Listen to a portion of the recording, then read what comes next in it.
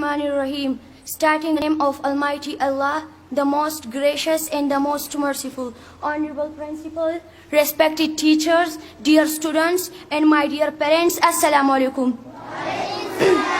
Good morning to all present here today on this very special day, occasion of result day. I am Hasanat, student of class 6. I have selected the topic girls education to speak about her. Imagine this world full of helps, half a flower, half a sun, half your favorite movie, half your face, or even half your school. How would the world look? One world incomplete, so imperfect. So how can we even think of sending half the children to school and the other half at home? Or keep half of yourself at home and the other half in the playground? That is how defective it is when we think of boys sent to school and girls being kept at home deprived of education. Education is such a tool that makes you capable. It chases out moral and intellectual advancement marked by refinement and taste and manners. In simpler, education makes a man, women are born with a lot of those values. So I believe, so the effort to make the society a better place, the presence of women in the society not just in the comfort of their homes,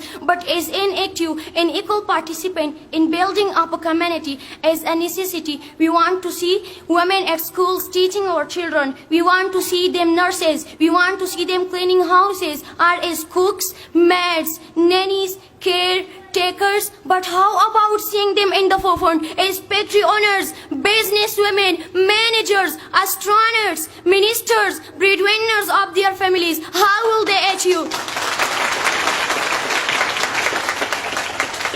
How will they achieve these girls if 85% of the population that resides village does not send their girls children to school? Your Excellency, the efficacy of creating a prosperous nation ceases. In Pakistan, it is the mindset of the people that needs to be altered. We must focus upon the objective of modifying Pakistan from developing nation to developed nation. Even God is giving the children same brain structure, same intelligence, same learning and grasping abilities. The teacher will teach us. The schools we go in whether in cities or in village do not differentiate or discriminate. Then who is stopping the girls from learning? Who should we term as our enemy? So it is of paramount importance to give our girls this sense of strength they have within them. It is their belief, their ideology, their choice to study and explore the wonderful world of books. Then it is equally magnificent to educate the conservative and traditionalist families. How will they achieve these goals?